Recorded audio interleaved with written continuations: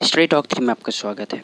आज की तालिबान की खबर ये है कि शेर मोहम्मद अब्बास की जो कि तालिबान की एक बहुत बड़ी नेता है और तालिबान की पॉलिटिकल ढांचा इसी शेर मोहम्मद को कहा जाता है। उन्होंने ही तालिबान की ओर से शांति वार्ता की भूमिका निभा रही है। शेर मोहम्मद अब्बास 1982 के बैच के आईएमए में भर्ती हुए थे।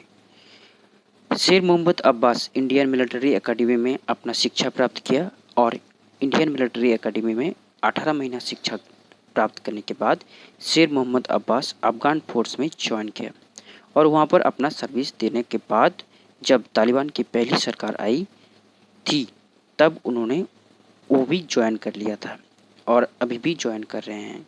मोहम्मद अब्बास इतनी अच्छी शिक्षा लेने के बाद भी कैसे एक टेररिस्ट ग्रुप को ज्वाइन कर लिया और अब मोहम्मद अब्बास एक बहुत बड़े नेता बन चुके हैं। और यह मोहम्मद अब्बास ही थे जब तालिबान काबुल पर कब्जा करने के लिए घुस रहा था तब भारत को यह संदेश दिया था कि भारत की एम्बेसी को खाली ना किया जाए। उन्होंने कहा था कि सारी सुरक्षा दी जाएगी, भारतीयों को वहाँ पर कोई खतरा नहीं है। पर भारत सरकार को इंटेलिजेंस द्वारा यह खबर मिल चुका था कि तालिबान कोई एक ऑर्गेनाइजेशन नहीं है और उनके साथ कोई टेररिस्ट ऑर्गेनाइजेशन भी जुड़ी हुए हैं, जैसा कि जैसे ही मोहम्मद और भी कोई सारे और इन पर तालिबान का काबू नहीं होगा। इसीलिए भारत सरकार अपने डिप्लोमेट्स को अफगानिस्तान से बाहर निकलना सही समझा। पर तालिबान ने बताया था कि हम किसी भी डिप्लोमेट पर हमला नहीं करेंगे। उसके बावजूद तालिबान 2 कॉन्सुलेट को डिस्ट्रॉय कर दिया। आपको पता होना चाहिए कि अभी भी भारत के सारे लोग भारत नहीं आए हैं। भारत अलग अलग सेना की मदद से अपने नागरिकों और कंसुलेट को वहाँ से बाहर निकाल रहा है। जब हेरत और कंधार पर तालिबान ने अटैक किया तो हमारा ऑफिसर वहाँ से हट गए। तब तालिबान ने इंडियन कॉन्सुलेट पर तोड़फोड़ की तथा वहाँ से कागजात भी चुराए और वहाँ पर जो गाड़ी खड़े थे वो गाड़ी लेकर चले गए। इसलिए तालिबान पर विश्वास नहीं किया जा सकता क्योंकि वह अलग अलग गुटों का एक समूह है। किस गुट की किस प्रकार की चिंता है वो कहना मुश्किल है।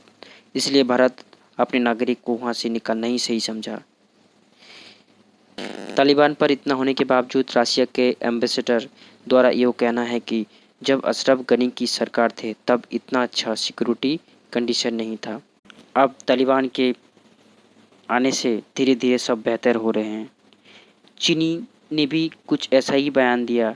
चीनी के फॉरेन मिनिस्टर वांगी ने ये बताया कि अफगानिस्तान पर जोर न दिया जाए, उसे खड़े होने में सहायता किया जाए।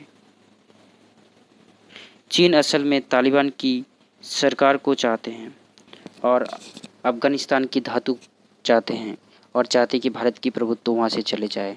इसलिए वो तालिबान की सरकार को सपोर्ट कर रहे हैं।